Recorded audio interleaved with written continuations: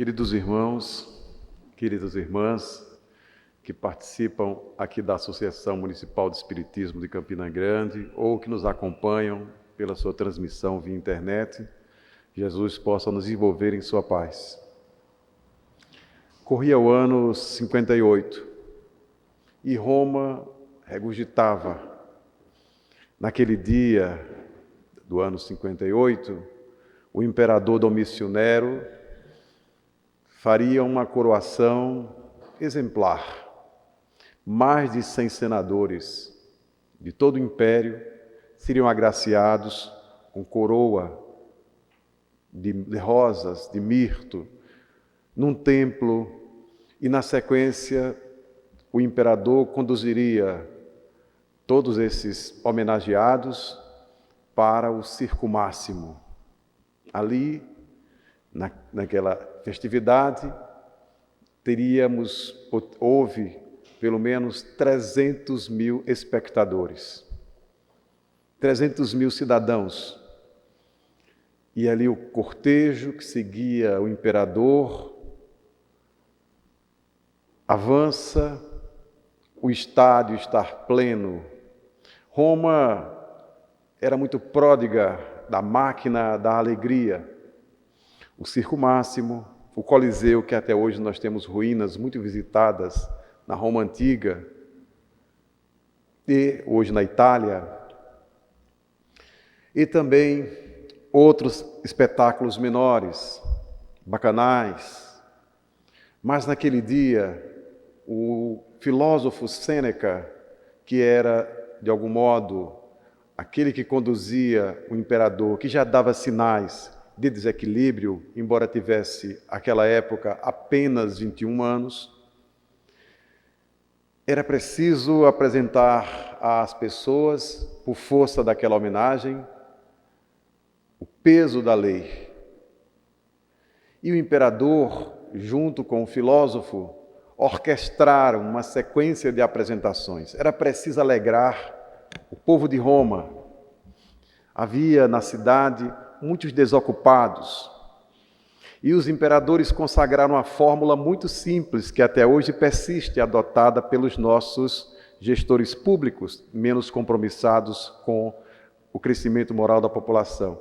Panis et circenses, pão e circo. Para evitar as revoltas populares, que se dê ao povo trigo, o pão, mas não nos esqueçamos de amortecer as consciências com muita alegria. Essa era a fórmula de Roma e persiste, porque naquele dia o imperador fez desfilar diante daquela multidão as bailarinas, os caçadores dos animais que eram soltos, muitos morriam em plena arena, e para culminar o espetáculo, para que houvesse ali a gargalhada de 300 mil pessoas, o imperador faz entrar na arena os cristãos. Cristãos que poucos dias antes tinham sido presos nas catacumbas, porque no Império de Nero, embora oficialmente se fale que as perseguições, as chamadas 10 grandes perseguições de Roma aos cristãos, que foram iniciadas no Império de Nero, teriam sido iniciadas no ano 64, o Espírito Emmanuel, com muita autoridade, faz uma correção aos manuais de história antiga, lembrando que, em verdade, já em 58, Nero desencadeava essas perseguições. A intolerância à religião nascente, a intolerância àquele punhado de pessoas simples que queriam tão somente vivenciar o Evangelho de Jesus. E Roma, por não entender esse grau de desprendimento, perseguia aos cristãos. Então se pensou na culminância do espetáculo, com esse requinte de crueldade. Por que não fazer uma batida pela madrugada? E ali, como o culto cristão era perseguido e proibido, restavam exatamente aos pobres que adotavam a prática de louvar a Jesus, pelas madrugadas, procurar os lugares que ninguém buscava, as catacumbas, os cemitérios. Quem iria pela madrugada aos cemitérios? Era um único espaço de tranquilidade, que os cristãos encontraram. E as autoridades romanas, sabendo disso, fizeram naquela semana uma abordagem de assalto e conseguiram um grande lote de cristãos. E no momento próprio, depois que o imperador já tinha feito suas libações, depois que os senadores estavam ali, já homenageados, já coroados, eles agora teriam esse espetáculo, que para nós seria dantesco, porque lançar numa arena mulheres, crianças, velhos, algumas pessoas saudáveis, para que elas fossem trucidadas por leões famintos da Numídia. Qualquer um de nós ficaria perturbado vendo pedaços humanos, vendo feras ensandecidas destroçando corpos. Mas há 2000 anos atrás, isso era o grande espetáculo. Talvez alguns de nós estivéssemos nas arquibancadas e gargalhássemos como os romanos de então. Mas, naquele dia especificamente, havia um detalhe, porque um dos senadores, o senador Publio Lentulus, ele tinha consigo um grave problema moral. Por muitos anos, por dezenas de anos, ele tinha sido enredado numa trama caluniosa. E alguém tinha dito ao senador que a sua esposa Lívia o traía com Pôncio Pilatos. Ele acreditou.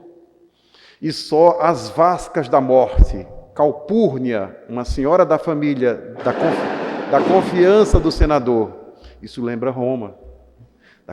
Antes era o rugido dos leões, hoje são os fogos. Mas enfim, como diz os romanos, mutatis mutandi, mudando o que deve ser mudado, tudo fica como está. Mas enfim, estava ali o senador, e ele tinha consigo um grave compromisso moral. E poucos dias antes, ele disse: eu preciso me redimir perante minha esposa. Eu pensei mal dela, por dezenas de anos, rompi a relação com ela, praticamente a mantive em casa confinada, mas agora haverei de aproveitar o dia da minha coroação. E perante todo o circo máximo, eu haverei de depositar aos seus pés a coroa de flores com a qual fui homenageado. Essa era a imagem que o senador construiu.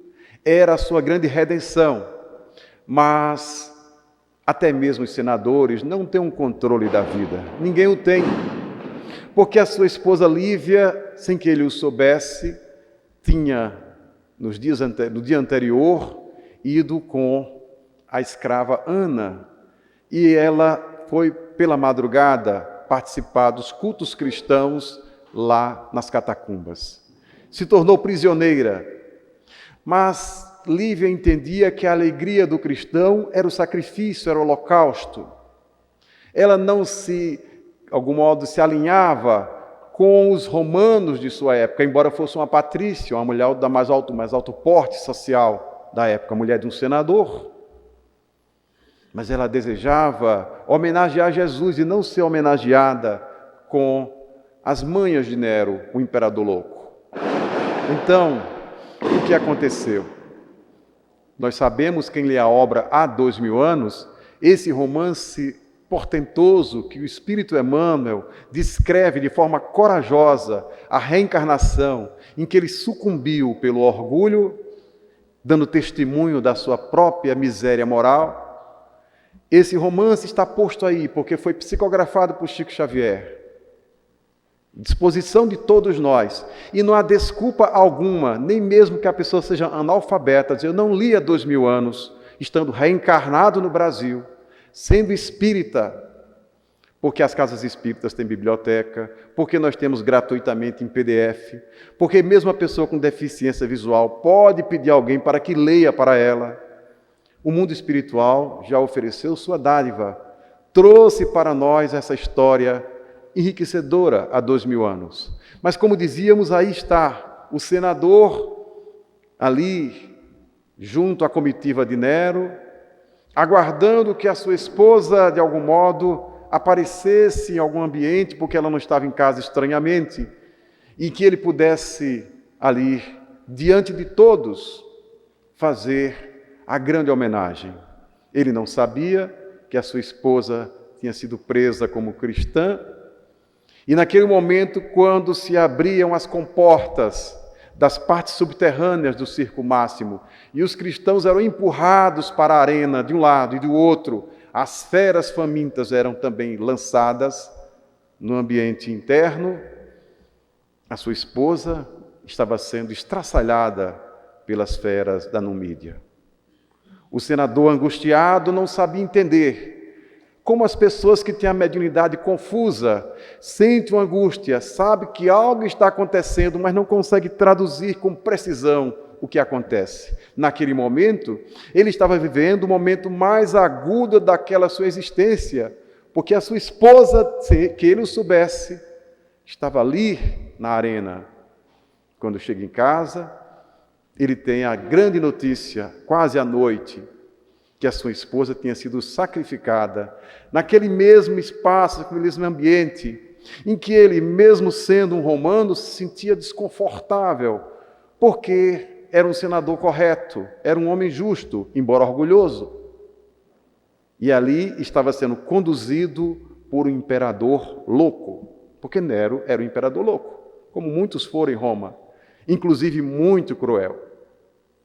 Então, nós podemos ter, na segunda parte desse romance, há 2000 anos, uma descrição dos padrões de alegria tão diferentes.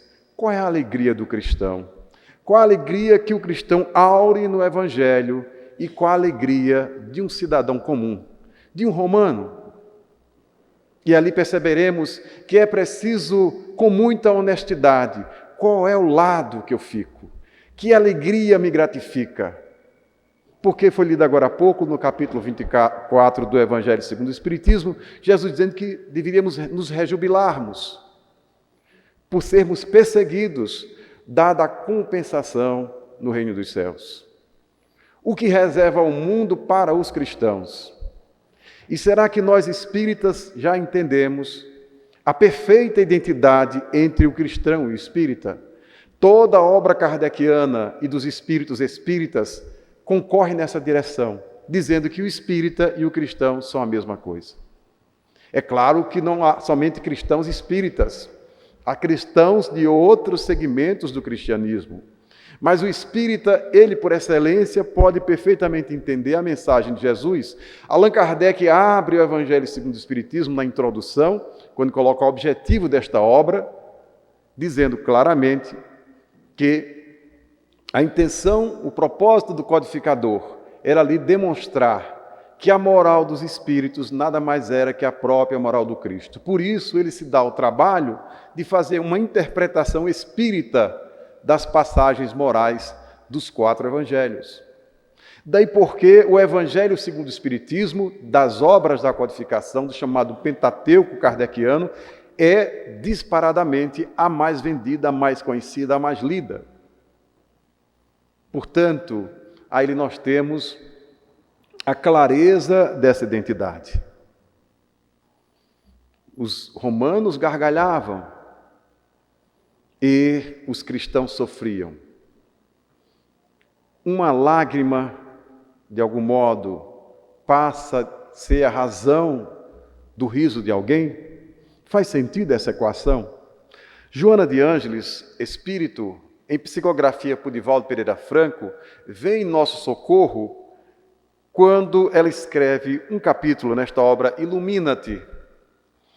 No capítulo 4, ela, ao encerrar o seu texto, Lazeres e Divertimentos, chamando os espíritas, propondo a todos nós uma interpretação dessa necessidade social que temos, do espairecimento, da diversão. Ora, nós aprendemos em o livro dos Espíritos que existe a lei do trabalho, e o contraponto do trabalho é o repouso. Se fizermos uma análise sincera, um estudo das quedas morais de muita gente, as pessoas não caem normalmente na situação de trabalho, caem na situação de repouso. É na hora vaga. Pode perceber, quando a gente começa a ver o relato dos espíritos, como eu estava com o meu tempo livre, aí comecei a maquinar tal coisa. De modo que vale aquela observação de Jesus, o vigiai e orai, também no período de repouso, sobretudo. Mas Joana vai nos chamar a atenção, porque ela diz assim, nesse seu texto. Primeiro, ela lembra, ela como psicóloga, ela entende os conflitos que muitas vezes são mascarados pelo que ela chama a indústria do turismo, a indústria da alegria. Ela diz, contempla os grupos ruidosos dos festeiros e divertidos após as celebrações e verás a máscara do mal-estar afivelada à face ou a aceitação para dizer aos outros como foram as alegrias numa necessidade de exibir o ego, assim apaziguando a frustração. E conclui Joana, o cristão primitivo, no sublime trabalho da autoiluminação e da caridade, encontrava a inigualável alegria que os lazeres e divertimentos de fora jamais conseguem proporcionar. E aí percebemos o alinhamento dessas colocações de Joana com o que foi lido agora há pouco, esmola. Uma coisa é o que temos, outra coisa é o que nós detemos. Quais são os tesouros do cristão? Nos acostumamos, muitas vezes, a se apoiar nas posses. Isso é, de algum modo, o que detemos. Temos o que somos. Porque o Espírito Emmanuel, por Chico Xavier, nessa obra Fonte Viva, nesse capítulo Esmola, nos chama a atenção. Quem tem alegria interior, esse tem um tesouro na alma e é capaz de alegrar a quem está triste, e assim deseja. Mas quem não tem essa alegria? Quem não tem essa alegria de dentro para fora? E como essa alegria se constitui? Essa é a alegria do cristão. Ela não fica condicionada a certos condicionamentos, a certas questões sociais. Eu não estou alegre porque eu não tenho dinheiro para pagar a entrada num determinado espetáculo. Isso não pode ser a lógica nossa. Quem tem alegria é porque vive aquela questão 621 do Livro dos Espíritos, onde está a lei de Deus, está na consciência. Quando nós vivemos alinhados com a lei de Deus, naturalmente um júbilo interno toma conta da nossa alma. E aí, quem está em paz consigo mesmo, quem vive festa por dentro, é capaz de irradiar isso no trabalho, na família. Porque, se não vejamos, há contradições difíceis de serem assumidas pela sociedade. Nunca nós tivemos tantos recursos. Como se justifica a depressão? De forma aligerada, podemos colocar a depressão como um produto da melancolia. A tristeza é um sentimento natural. Mas a tristeza prolongada, que se torna melancólica, a pessoa perde a vontade de viver, aquela dificuldade de se engajar, a falta de entusiasmo, essa depressão tem sido, de algum modo, o grande desafio da saúde mental do século XXI. Caminhamos para uma sociedade, para uma humanidade depressiva, porque a Organização Mundial de Saúde mostra o quanto a depressão avança e, junto com ela, o suicídio. Então, a gênese começa exatamente na dificuldade de se gerar essa alegria interior. Porque as pessoas que estão em paz consigo mesmas, elas são alegres, naturalmente alegres, simplesmente alegres, que elas não impõem condições diversas para que se sintam alegres. Elas estão contentes porque são agradecidas a Deus pela própria vida. Existe dádiva maior? Mas a minha vida tem muitas dificuldades. Muitas. Então não tem um motivo para ficar rindo, ser alegre. Nem precisa a pessoa estar rindo por aí, porque isso é mais uma questão social. O importante é esse júbilo interno. Regozijai-vos sempre, dizia o apóstolo Paulo às comunidades. Então nós precisamos fazer uma investigação. Tenho muitos anos de espiritismo. Será que eu já me sinto internamente alegre? Será que a mensagem espírita, quando chega ao meu coração, me provoca uma alegria? Ou eu fico assim, né? Meio calado, meio sem graça, isso não me traz tranquilidade. Ainda no Evangelho segundo o Espiritismo, gostaríamos de chamar a atenção de uma comunicação do Espírito Lázaro, para uma comunicação do Espírito Lázaro, dada em Paris em 1862. No capítulo 11, amar o próximo como a si mesmo. E Joana vai fazer uma relação estreita entre amor e alegria. Diz, quem ama é alegre. Então a ausência da alegria, ou as doenças da falta de alegria, para Joana de Ângeles, no olhar psicológico, está na dificuldade da pessoa amar e amar-se. Porque quem ama sente essa plenitude.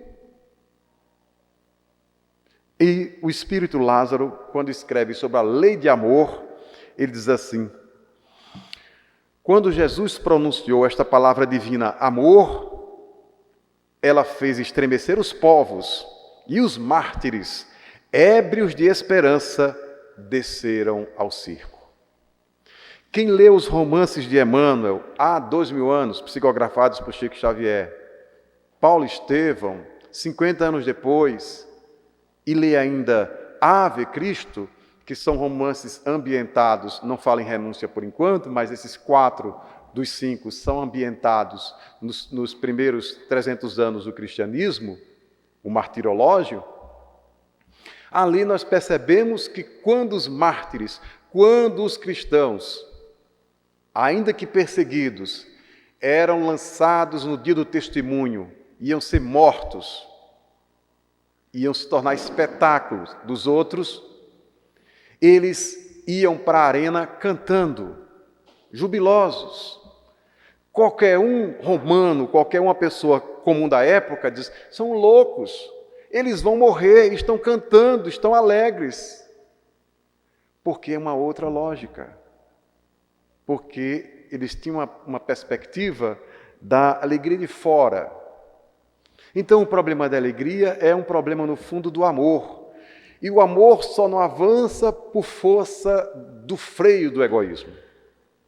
Jesus contou uma parábola que ele falava da alegria celestial, da alegria dos seres elevados, quando percebem que o chamado pecador, digamos assim, a alma endurecida, a alma que cometia erros, ela já está arrependida e desejando acertar o passo. Então Jesus foi à casa de um publicano. E em lá chegando, ele foi ceando com os presentes, e como entravam convidados diversos, alguns religiosos, algumas pessoas legalistas, que ficavam naquela aridez de cumprir as mínimas vírgulas do texto da lei.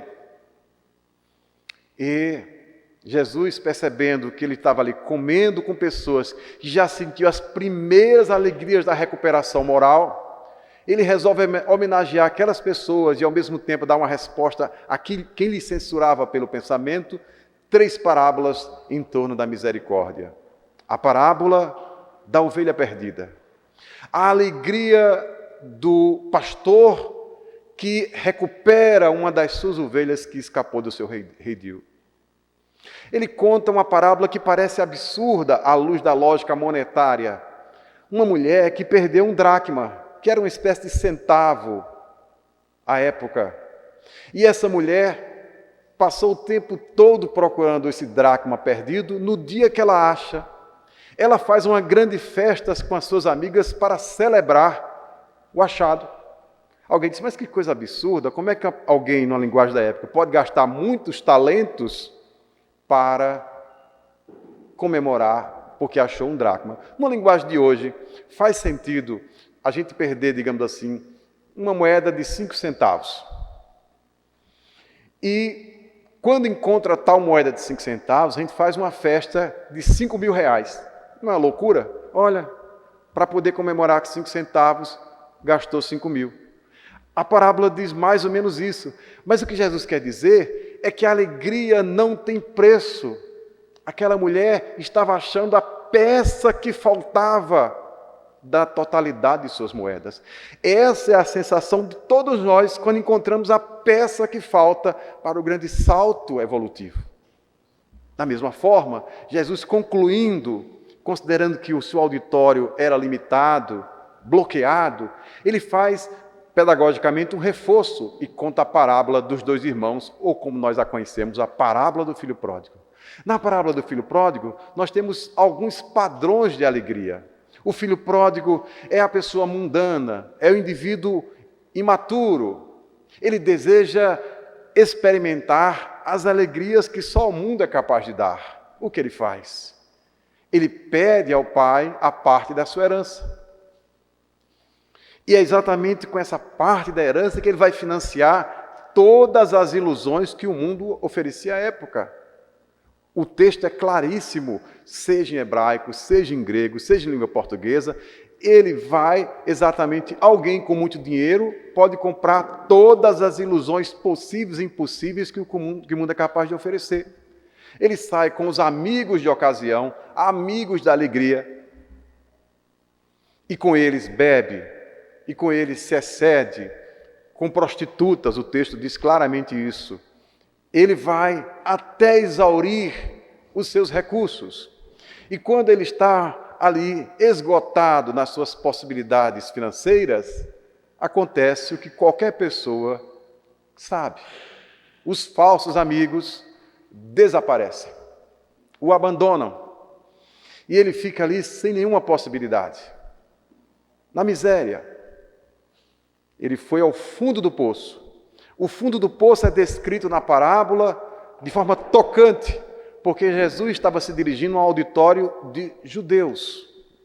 E o judeu, ele acha abominável o porco, carne do porco, o lidar com porco, é um animal impuro. Mas na parábola, esse rapaz que esgotou o seu dinheiro, ele é obrigado, por uma questão de sobrevivência, a cuidar dos porcos. E chega um momento quase delirante que quando ele vê os porcos comendo a alfarroba de segunda, porque era a alfarroba amarga, na agricultura da época tinha a alfarroba de primeira, que se comia, como João Batista comeu no deserto, de alto poder nutritivo, e tinha essa alfarroba que para nada mais prestava senão dar aos porcos. Então alguém invejar a comida dos porcos, isso é o absurdo, é o surreal para um judeu. Foi o que Jesus quis dizer. Ele chegou ao fundo do poço na linguagem comum. E quando ele chega ao fundo do poço, o Evangelho mostra o que há de mais sublime, a grande guinada. Ele entra no processo de arrependimento. A alegria do arrependimento. Allan Kardec vai tratar do arrependimento lá em O Livro dos Espíritos, quando associa arrependimento e expiação e reparação. São elementos fundamentais para que o espírito retome o seu processo de crescimento. Então ele cai em si, ele percebe a loucura que ele cometeu, embora ele podia ser a pessoa mais alegre do mundo, na medida que os seus recursos, na primeira parte da história, fizeram com que ele comprasse tudo que era considerado alegria de então.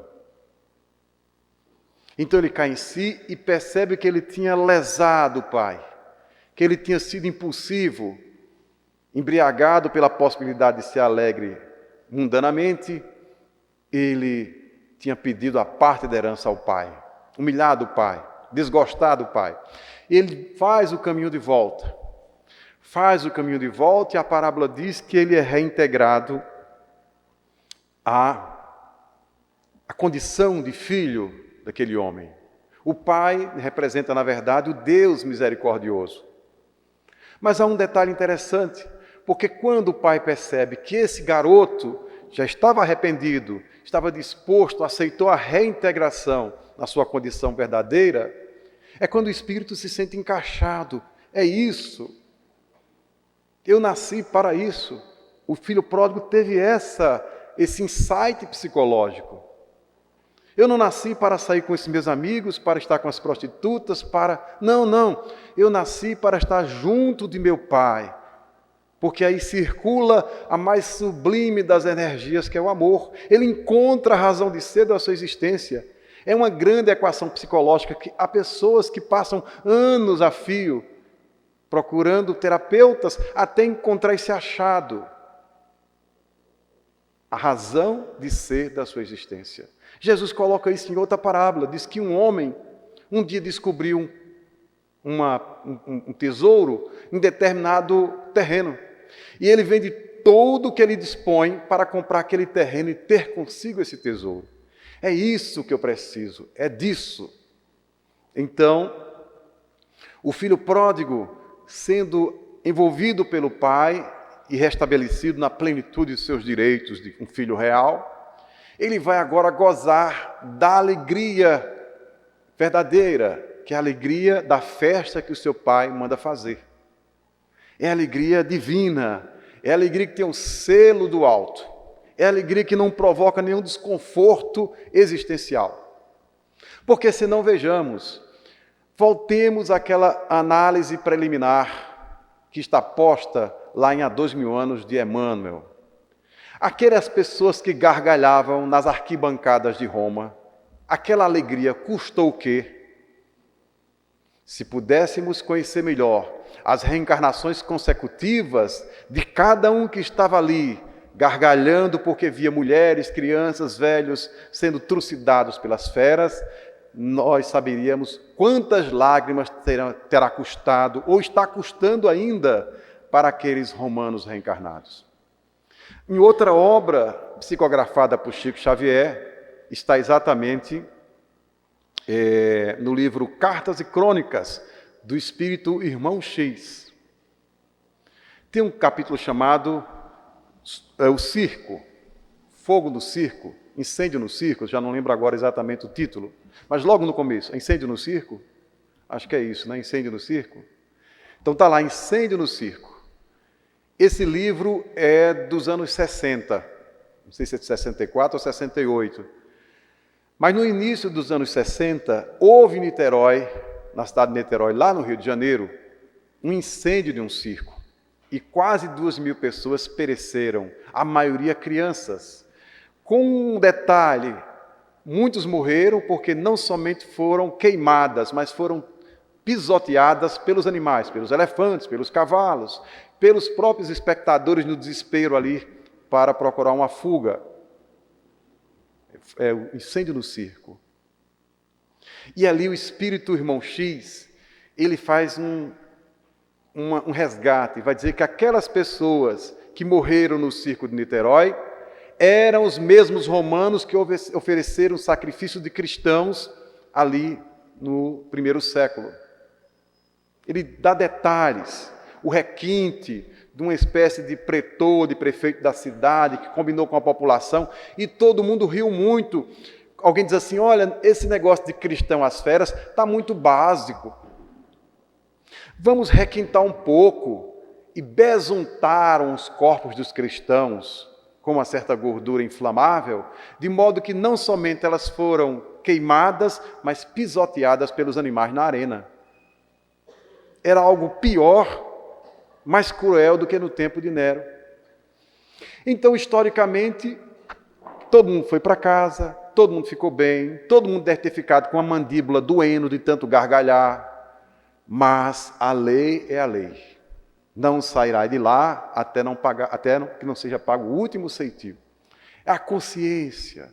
Devemos a lei divina. Então, essa alegria custou muitas reencarnações. Esse episódio de Niterói é o final de um processo para um lote de espíritos que estava naquele dia homenageando o imperador. Então a gente precisa ponderar e perceber que sempre existe uma oferta do mundo propondo uma alegria. Como nós temos as nossas carências, muitas vezes aquilo nos toca. É o homem velho lembrado pelo apóstolo Paulo. Mas nós temos que lembrar a minha identidade básica. Eu sou um cristão. Qual é a alegria de um cristão? Quando o Espírito Emmanuel escreve um texto sobre o carnaval, psicografado por Chico Xavier, ele vai apontar uma das maiores contradições da nossa sociedade. Emmanuel diz assim, por que não usar toda essa verba nas festas carnavalescas para erradicar a miséria e a pobreza? Nós temos o que celebrar o quê? Se estamos celebrando ao mesmo tempo o carnaval, por exemplo, e aí ao lado milhares e milhões de pessoas sucumbindo por fome. Emmanuel vai na ferida, vai no ponto. Para termos uma ideia que essa ponderação não é exclusiva de Emmanuel, chama aqui uma passagem de Padre Zezinho, que alguém deve conhecer, que é um cantor católico bastante popular.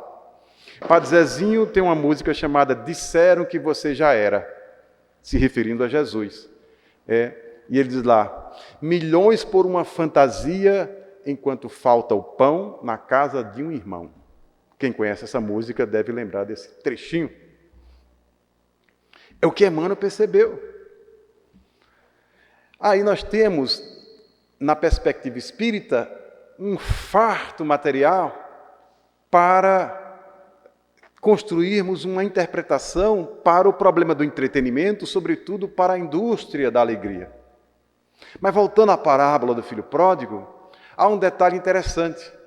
Porque o filho pródigo finalmente vai ter lá o cordeiro cevado, porque o filho mais velho, quando se aproxima do pai, diz, olha esta música, o que aconteceu? O pai vai dizer, você não soube? O seu irmão, que estava desajuizado, voltou para casa.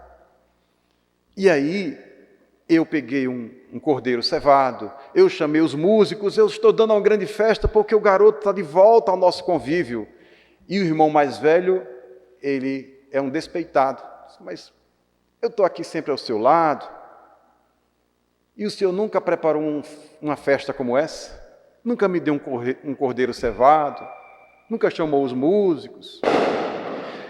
É aquela pessoa que tem anos seguidos de uma aparente dedicação à religião, mas nunca sentiu a alegria de dentro para fora. Porque, meu pai, toda vez que eu estou trabalhando a teu serviço, eu sinto uma alegria profunda. Portanto, eu sempre tive festa. Veja que ele está preocupado com a alegria para o resgate do irmão. Meu irmão estava sem juízo e agora tem uma festa para reintegrá-lo. Que coisa boa, muito bom. Ele merece, ele precisa, ele é muito infantil, ele precisa de um reforço. Vamos lá, não é só um cordeiro não, come mais outro, faz mais festa para ele. Ele ainda está precisando de um reforço. Mas se era um homem que estava ali sempre ao lado do pai, fiel, ele deveria sentir alegria todo dia. E essa deve ser a disposição de cada um de nós. Porque nós aprendemos na questão 919A do Livro dos Espíritos, quando o Espírito Santo Agostinho comenta aquela passagem socrática do conhece-te a ti mesmo, e ele faz uma ponderação para Allan Kardec, ele vai dizer que diariamente ele propunha à sua própria consciência um balanço minucioso dos seus atos, das suas emoções, dos seus pensamentos, das suas omissões, etc, etc. E quando nós fazemos esse balanço, nós precisamos nos perguntar, será que o Evangelho me trouxe alegrias hoje? Será que eu me senti alegre em fazer aquela atividade na casa espírita? Será que eu me senti jubiloso trabalhando? Tenho uma função social, eu sou um funcionário, eu sou alguém que estou encaixado socialmente numa peça, numa engrenagem. Será que eu me comportei bem? Se eu sou enfermeiro, será que eu senti prazer em ser enfermeiro? Ou fui enfermeiro chato, pensando no salário ruim e, de algum modo, tratei mal os pacientes? Como médico, como professor, como operário? Esse é um balanço que exige muita coragem. Porque a gente não vai passar em revista a vida dos outros, o que é extremamente fácil, o que hoje é uma loucura social. As redes sociais, na verdade, em grande parte, o volume, se fizermos uma análise estatística, em grande parte, o que alimenta as redes sociais são as vidas alheias. Ninguém diz assim, olha pessoal, vou parar aqui de olhar a rede social, porque eu vou fechar para balanço, eu vou colocar o meu dia em ordem. Vou passar em revista o que eu senti hoje. Não, normalmente a pessoa, por fuga, ela começa a observar a conduta dos outros. Se observarmos a própria pauta de um telejornal, é sempre a vida alheia. Então, a doutrina espírita nos ajuda a ter essa tranquilidade do próprio pai da parábola, e não a inquietação do filho mais velho, que é, digamos assim, um falso religioso, uma pessoa que socialmente está integrada a uma doutrina na sequência dos anos, e um dia se incomoda porque uma outra pessoa que estava equivocada está recomeçando o seu processo evolutivo e, enfim, fica perturbado com isso, quando deveria ficar alegre. Foi essa censura mental dos comensais de Jesus que ficaram: como é que esse homem está aqui junto com pessoas de má vida? Porque o evangelista Lucas vai dizer expressamente que naquela era a casa de um publicano, que a gente colocaria de forma grosseira como uma espécie de ladrão, uma pessoa desonesta. Um publicano era um cobrador de impostos que, via de regra, era desonesto. Aliás, nós temos um publicano notável no Evangelho, que é Zaqueu. E Jesus não dispensou nem Zaqueu. Porque, observemos uma coisa, Zaqueu provavelmente vivia de conflitos, deve ter, de fato, tido momentos, episódios de desonestidade. Mas havia dentro da sua alma uma sede profunda que a riqueza não lhe contentava. Quando ele soube que na sua cidade, Jericó, Jesus passaria, Zaqueu fez o possível, embora tivesse baixa estatura, ele faz algo que é um desafio que deve ser imitado por todos nós. O Evangelho diz que Zaqueu vence a multidão. A multidão é uma ditadura, a multidão é essa coisa comum. Todo mundo faz a mesma coisa. Todo mundo vai para o mesmo lugar. Quando a gente deseja ter um encontro com Jesus, mas eu sou baixinho, eu sou pequeno, a multidão é muito mais, a multidão me encobre. É preciso fazer como Zaqueu. Só Jesus contenta a minha alma. Só a sua mensagem transformadora me dá uma sensação de paz. Então, Zaqueu tem que vencer a multidão. Essa multidão está dentro de nós. Nós tivemos várias reencarnações e vivíamos na multidão. E isso sequer era um episódio de crise. Mas aí, como Zaqueu, nós caímos nessa inquietação. É preciso vencer a multidão. É preciso subir no pé de sicômoro. E aí Jesus, percebendo que Zaqueu estava na sintonia com ele, Jesus se convida, parece uma coisa grosseira. Zaqueu, desce daí, prepara o jantar que eu vou para a tua casa hoje. Ele não é convidado por Zaqueu, ele se convida. Na verdade, isso é uma leitura grosseira, porque Jesus tinha muito mais mediunidade que todos nós. Jesus leu que Zaqueu queria convidá-lo para o jantar, então Jesus assume logo o convite, já dá verbo ao que estava posto na mente de Zaqueu. Mas voltando à ponderação que colocávamos do material espírita que nos favorece a uma compreensão do que é a alegria do cristão, do que é a alegria do evangelho, o que é a alegria mundana, por que não lermos, por exemplo, Nas Fronteiras da Loucura, de Manuel Filomeno de Miranda, psicografado por Divaldo Pereira Franco. Ali nós temos minuciosamente o empenho, a dedicação, o esforço do Dr. Bezerra de Menezes Espírito para mais ou menos acompanhar alguns casos que se desdobram durante um carnaval no Rio de Janeiro. Ali há uma descrição de que, de fato, a cidade ela fica alterada, porque ela atrai para si os espíritos gozadores. E as casas espíritas sérias percebem que durante as grandes festas populares, a pauta da sua mediúnica fica ocupada em grande parte no socorro a entidades ligadas às drogas, ao sexo, aos desequilíbrios diversos. Quem acompanha a mediunidade, reunião mediúnica, sabe disso. Não é blefe nosso. É o mesmo Filomeno de Miranda que traz para o Divaldo Pereira Franco Entre os Dois Mundos. E aí Filomeno vai descrever o trabalho dos espíritos aqui na Paraíba, em Cabo Branco, porque ele diz que os espíritos montam um bivaque na parte mais oriental das Américas. Então ninguém precisa ter 10 em geografia para saber que se refere a Cabo Branco, né? Mas está lá. E aí ele vai dizer que é durante um festival de verão. Esses festivais de janeiro que os governos promovem, isso. E São João semelha, é a mesma lógica, né? O O formato é o mesmo, né?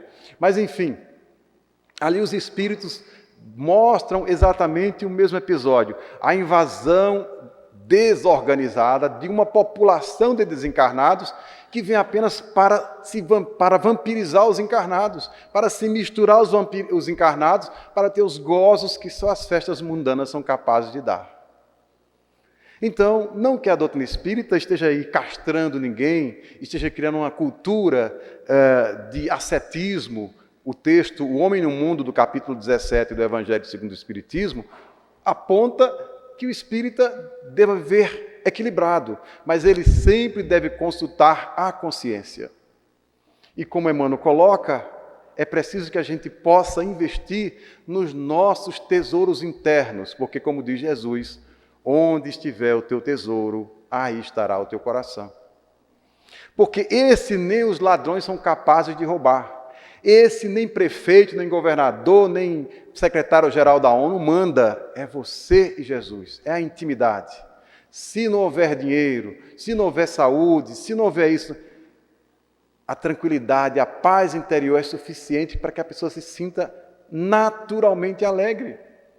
Sem predicados externos, sem compensações, sem gratificações que muitas vezes são pagas e são frustrantes, porque muitas pessoas vão a determinados programas de divertimento por fuga, não nos enganemos. E depois, quando a festa acaba, a dor volta. O buraco está maior, digamos assim, a sensação de vazio e a depressão. Por que não? Quando o Evangelho é, por excelência, esse celeiro de bênçãos que nos equipa para as coisas espirituais. Encerrando a nossa fala, recorremos ainda uma vez ao Evangelho segundo o Espiritismo, no capítulo 7, Bem-aventurados pobres de espírito. Ali o espírito Lacordaire, ele vai, no seu texto, O Orgulho e a Humildade, ele vai passar em revista algumas pessoas que ele visita enquanto espírito e sofrem profundas frustrações sociais. Uma delas é uma jovem que está sob forte conflito. Ela é jovem. Sendo jovem, ela tem uma disposição de ser uma jovem do seu tempo, de as festas de sua época. Mas aí, essa jovem, ela em si tem essa frustração e é visitada pelo espírito Lacordaire. Estamos relendo, eu e minha companheira Elizabeth, agora a Tragédia de Santa Maria, que é o romance do Dr. Bezerra de Menezes, psicografado por Ivone Pereira. E lá tem uma personagem que se enquadra perfeitamente nessa passagem do Evangelho segundo o Espiritismo, a ponto do Dr. Bezerra encerrar um capítulo transcrevendo essa passagem de Allan Kardec.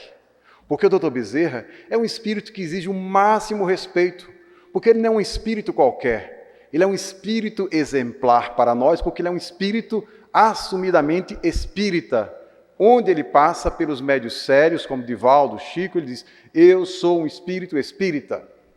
Porque o movimento espírita às vezes fica encantado com espíritos espiritualistas. Por exemplo, o espírito Ramatiz, nos anos 70, por Hercílio Mais, ele disse expressamente, eu sou um espírito espiritualista. Ele era hinduísta, ele era de outras doutrinas que merecem respeito, mas ele não era um espírito espírita. O doutor Bezerra não, é um espírito espírita. O seu discurso é alinhado com as nossas necessidades. Então ele transcreve essa passagem lá para a personagem Pamela, que é uma moça muito simples, e ela está na iminência de receber uma grande herança, uma fazenda. Mas ela vai passar pela provação de saindo do interior, está na capital do império, que à época era o Rio de Janeiro, estamos nos primeiros 50 anos do século XX, e lá, imagina uma moça com entre 20 e 25 anos, ela é envolvida, assediada com todas as possibilidades de queda. Então essa moça Pamela, ela é, pelo seu equilíbrio, ela é espírita. O texto deixa claro, Pamela é espírita. E Dr. Bezerra transcreve exatamente essa passagem. E tu, jovem donzela, pobre criança devotada ao trabalho, às privações, por que esses tristes pensamentos? Por que chorar? Que teu olhar se eleve, piedoso e sereno até Deus, Aos passarinhos ele dá alimento. Tem confiança nele e ele não te abandonará. O ruído das festas, dos prazeres do mundo, fazem bater teu coração. Gostarias também de ornar tua cabeça de flores e misturar-te aos felizes da terra. Dissestes que poderia, como essas mulheres que vês passar, extravagantes e risonhas, ser rica também. Oh, cala-te, criança!